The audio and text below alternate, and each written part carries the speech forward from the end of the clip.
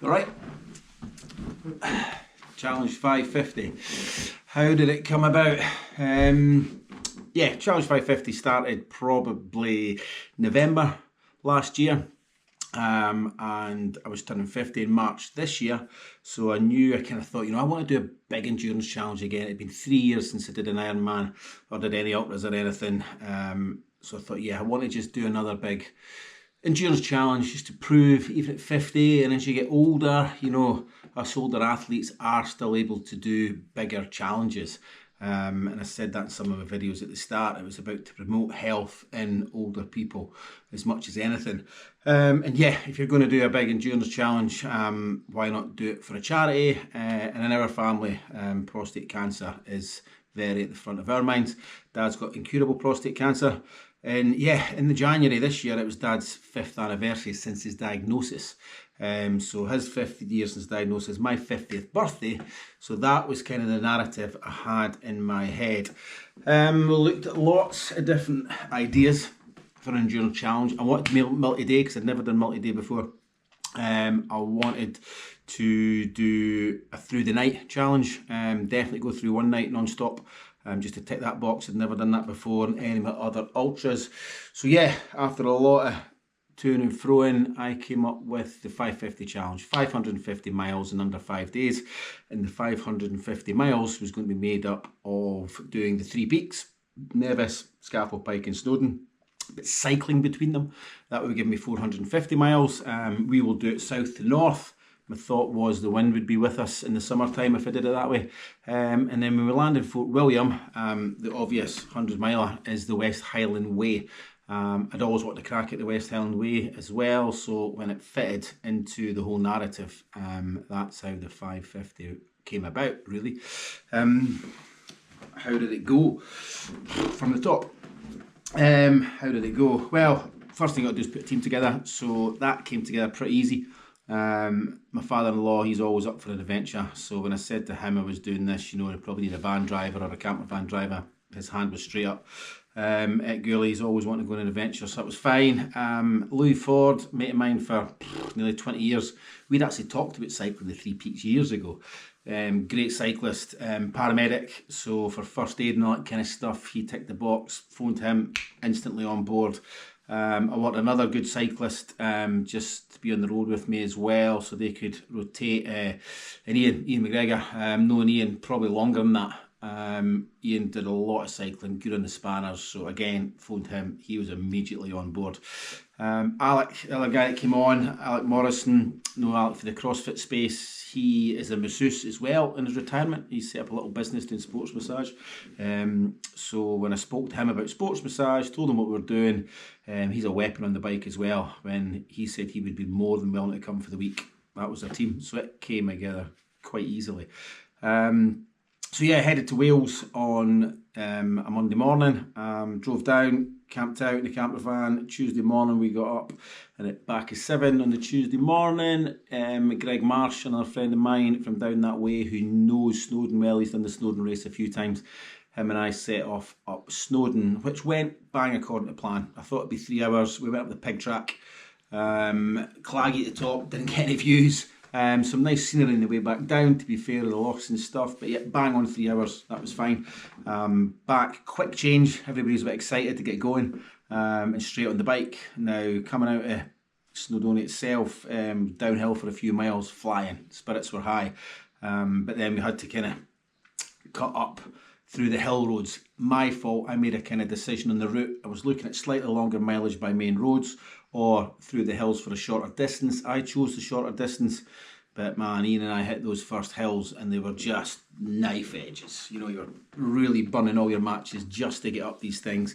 Coming down the other side, switchbacks, blind corners. So we couldn't get a full run at the downhills. So you run the brakes all the time. You just felt like it was taking forever to get up these hills. Couldn't get the benefit of going downhill. And it was like that all the way to, Mould really. Just where we cut off heading in for Liverpool. Going through Liverpool, we lost a bit of time in the city as I knew we would. Wasn't too bad though. Came up out of Liverpool, day one of the cycle, and yeah, the heavens kind of opened up after that. We come up round Preston, heading for Garstang and Lancaster, and it was bleak. It was pretty bleak on the bike, really heavy rain. So by the time we got to about 8, back at 8 at night, I wanted to cap it at 10 hours. I was probably, I mean, we were at Carnforth, but I mean, that was probably a good hour short on distance than I wanted to be. I wanted to be up near Kendal. So we lost probably an hour the first day. But anyway, got some pizzas back to the campsite, Ambleside.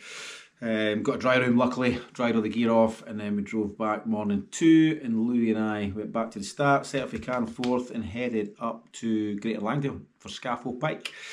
Alec was doing Scafell Pike with me, so the two of us set off up there.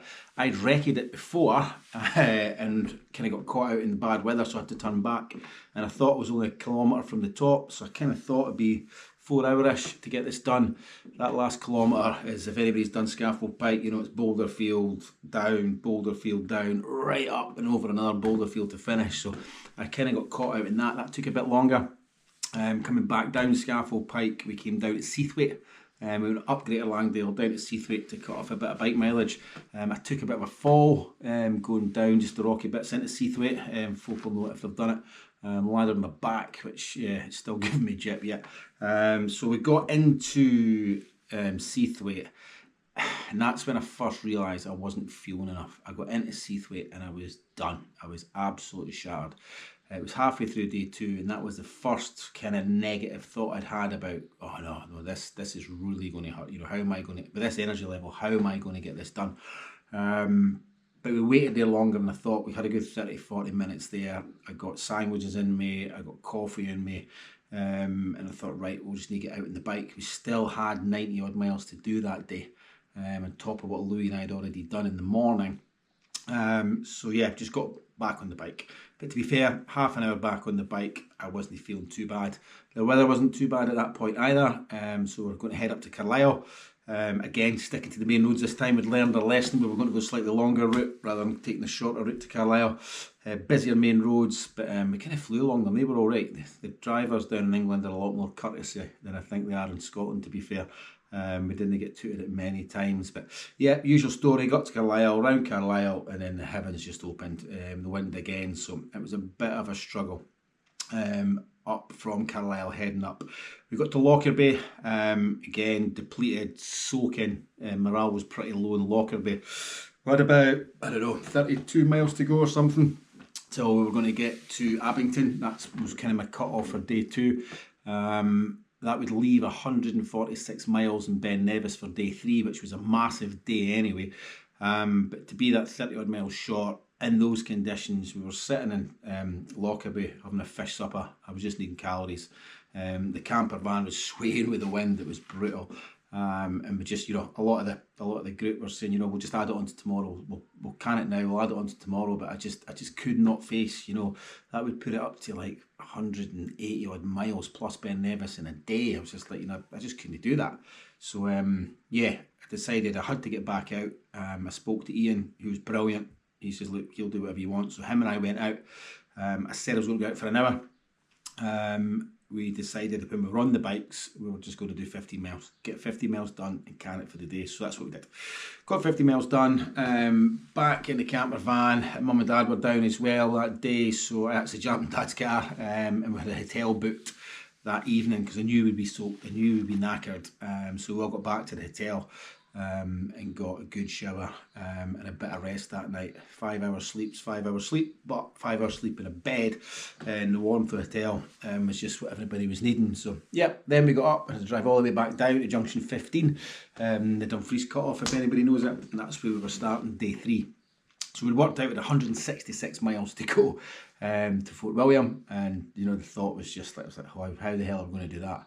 Lou and I got on the bikes in the morning, and yeah, the wind was just right at us. Really strong winds. It was that strong the wind turbines were off. We looked at the wind turbines at the left. We were up past that Harbour factory. They were off because it was so windy, and we were just in the wind all the time. So we were pushing double the watts for half the speed.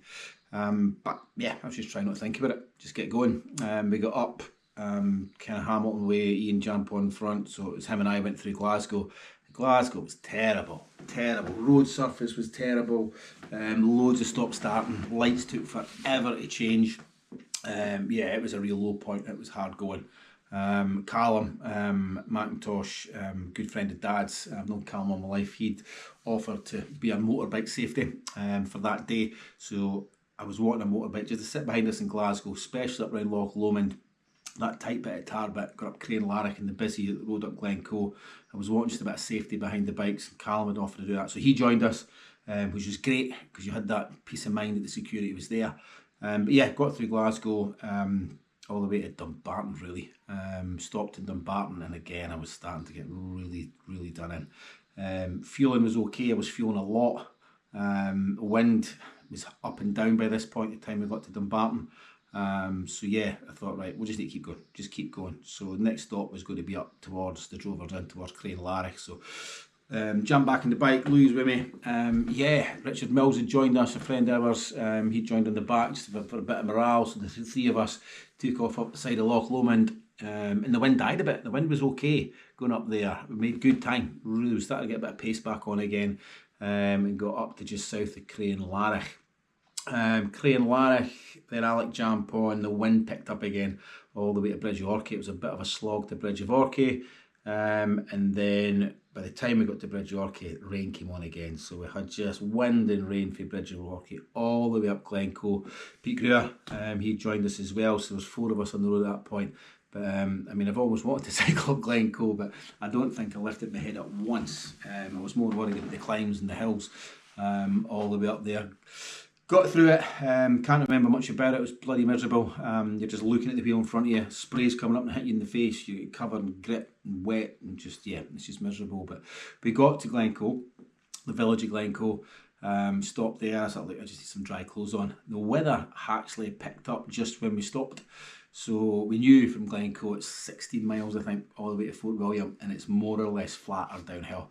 So it's like that, look, it's done. The worst bit's done. Let's get this, just get to Fort William.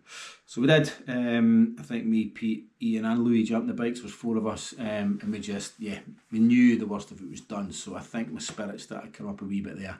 And then, yeah, got all the way to Fort William, Ben Nevis campsite, where the boys were, the camper van was.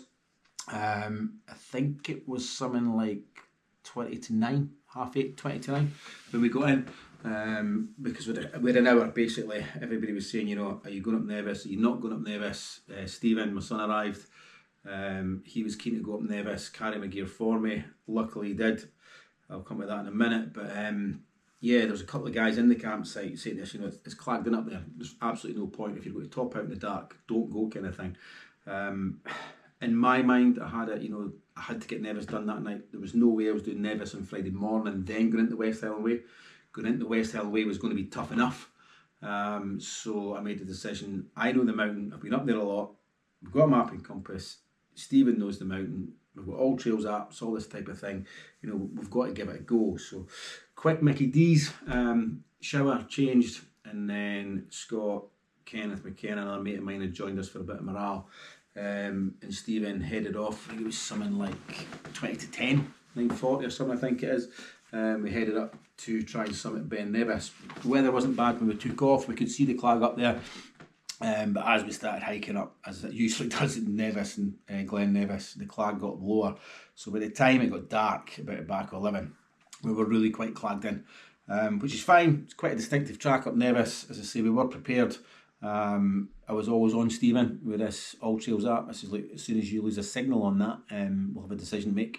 It's no easy in the dark with maps and compasses, as anybody will know, and head torches. But we kept going. I know the route. We came off the zigzags, and then there's a punchy little bit. You got the 4 cairns up, and yeah, we made it to basically the last little punchy bit before you top out, and it was just an ice wall. It was just snow that had melted and frozen and what have you. So I knew fine if we got across that, up another bit, we were there. So I cracked on and got over that wee ice bit, no bother at all. Walked up, found the snow cap at the top. Could see in the old trails we were at the top. There was no way I was covering the last, 400 metres along to the stone circle or the hut. I was like, we've topped it, we've done it, we've got the height, let's get back off this mountain. And it was just pouring down by this point. We were descending as well. So we got off safely, we got back to the campsite, and I did about 2:30, 3:15. And then, you know, I just put a message out, West Highland Way, you know, we're not starting at 8 o'clock in the morning now, it's so late, we're going to push it back to 10 o'clock. So yeah, got the head down, got another 4 or 5 hours kept in the camper, which was all right. Yeah, and that was the 3 peaks done. And yeah, when I woke up in the morning, bit better weather on the Friday morning, and I was just so relieved to get those 3 peaks done. The cycling part had been really worrying me about this challenge, and to have that done was huge. It was huge. So yeah, I was in good spirits, although I was knackered. I was in pretty good spirits on Friday morning. Richard Steele, really close friend, he'd come across. Nicky's brother Scott was with us, and Dan Latham. Dan came into the team for the West Highland Way probably 3 months ago. He was always going to come in and do bits of it. Ali, another friend of ours, was going to do bits of it. He had a knee op, so he wasn't ready to go. So when I spoke to Dan, who else was going to get to jump in, he was like, I'll just do it all. I'll do it all with you. After 3 days on the bike, I think I'll be able to keep up with you. So thank you, Dan. Dan jumped on. So it was me, Scott, Dan and Richard took off. I think we left just after 10, 10:15 on the Friday morning. Decent weather, long climb out of Kinloch, a long climb out of Fort William, course round, descend into Kinloch leaving, and yeah, Kinloch leaving was super high point. First time I'd seen Nicky and the kids.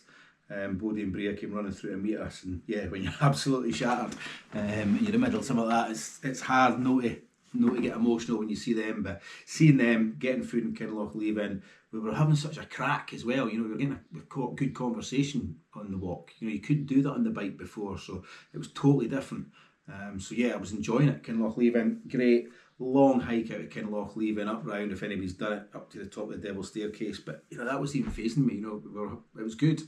Got to top of the Devil's Staircase, looked down over Glencoe. Beautiful, absolutely beautiful. We stopped up there for a bit just to take it in. And that's the first time I realised, I hadn't been stopping and taking enough of this in. The bike in the mountains before had been such a battle that, I cycled up Glencoe, as I said, and didn't even lift my head at once. It was nuts. So took a bit of time up there, descended down towards King's House, and then I knew the camper van, mum, dad, Nicky, the kids, and my brother Andrew, Jane, his wife, and my niece and nephew Cameron, they were all there as well. Nicky had been and argued with the Bridge Orchid Hotel, but they'd finally given in and given us some burgers and chips, so we got a good feed there as well. So that was brilliant. Steele and Scott bowed out there, and Alec joined us for what was going to be the night section of the West Highland Way. So yeah, can't remember what time it was, but probably about 9ish, I think. Dan, Alec and myself heading for Bridge Orchid. Made good pace. That's when the energy levels, I had good food, so it wasn't fueling, but I just started feeling tired, really tired on that stretch to Bridge of Orchid. We got into Bridge Orchid bang on time. The rain had started again. Feet were getting a wee bit sore in hiking boots by this point. Met with my dad, Andrew, outside the Bridge Orchid Hotel, put on some supplies, tried some Red Bull just to give me a kick. Started to get a bit cold, so we left Bridge Orchid quite sharpish. We didn't stay there long at all, and then hiked across to Tyne Drum. Now that was dead of night. Tyne Drum was pitch black, raining. We were all knackered. My stomach was starting to play up. Could have been the sugar, I don't know. But that was a struggle. That was really hard. Got into Tyne Drum. We knew there was maybe an hour or so before the light came up. I was looking forward to that. Ultra runners had told me before that when the light comes up you get such a lift, a bit of a high. So I was banking on that, if I'm honest. Dan was starting to sort out a blister on his foot in Tyne Drum, so we were all pretty low. Tyne Drum, next stop was Beinglass. Now the camper van was going to be there. The plan was to get a shower and change there, get some good food there. They served breakfast, so we knew we just had to get to Beinglass campsite at the top of Loch Lomond.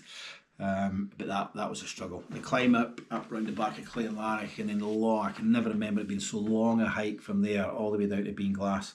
But there was no conversation, I don't think, or very little, for about 7 hours through the night, through that morning.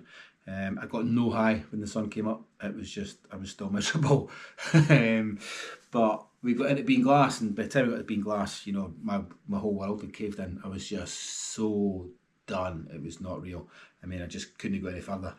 As I said, look, I'm going to have an hour's sleep, an hour and a half sleep, something just to try and get back in the game if I could. Straight in the camper van, lay down, everything ate, my glutes, my quads, my feet, my ankles, tossed and turned. I did fall asleep, and then Eck woke me up and says, look, what are you doing? It's been an hour and a half. Guys are shivering and changed. They've had loads of food. They're wondering what you're doing.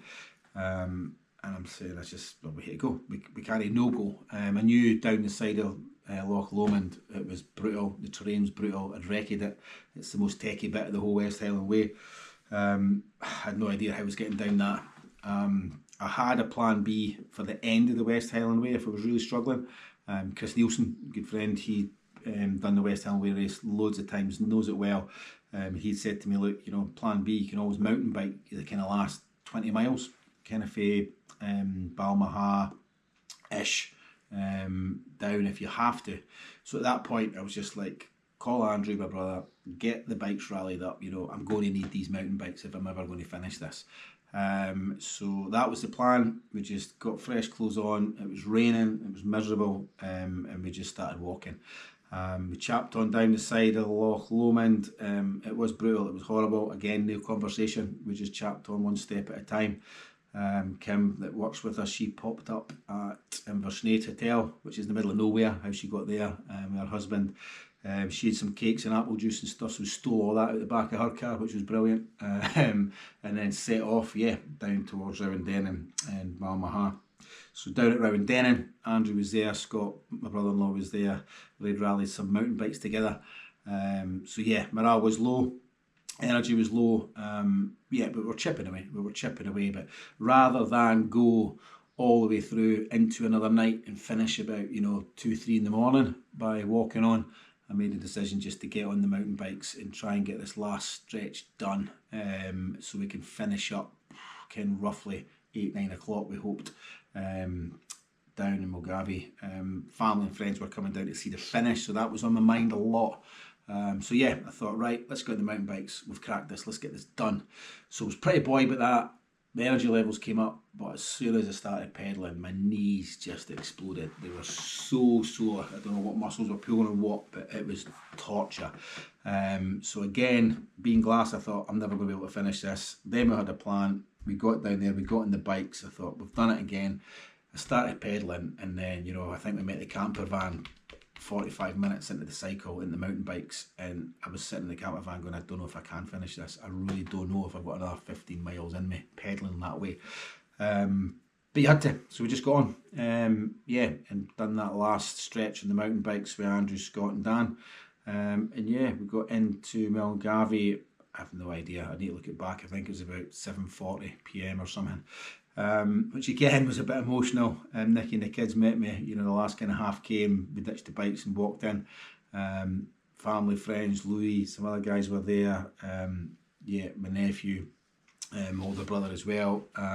It's hard not to get emotional when you're shattered. Dad was emotional, Mum was emotional. We got it done. And I think at that point it was just relief, because there had been these 3 or 4 times where I thought, this isn't happening, I'm not going to be able to do this. But we did, we got it done. And we've now got, we've raised, I think the Just Giving page is up to about 20,500, which is mad. The money, the generosity of people has really blown me away. So for everybody that's donated, thank you so much. From £1 to £500, it means a lot. Mum and Dad as well, they have at the end of this turned around and said that they want to pound match every pound that I've raised, which is phenomenal. So with their donation, huge donation, we've got over £41,500.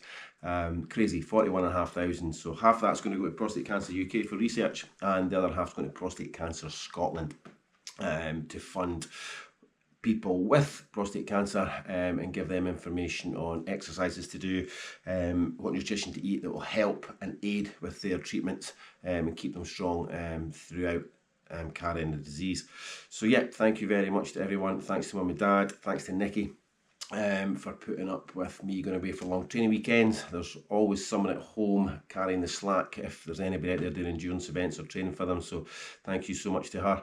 And the team, I wouldn't have done this without the team behind me. There was Louis, Eck, Alec, Ian, Dan in the West Highland Way was amazing. Stephen, Ben Nevis was amazing.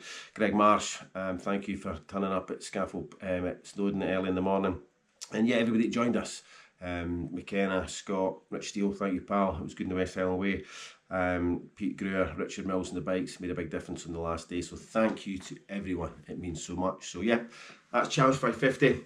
I learned a lot. It was harder than I thought, but we've raised, you know, £41,500 and a good bit of awareness as well, so got to be happy with that. But that's me done now. I think I'll give the long endurance events a rest for a while, but yeah, thanks for watching.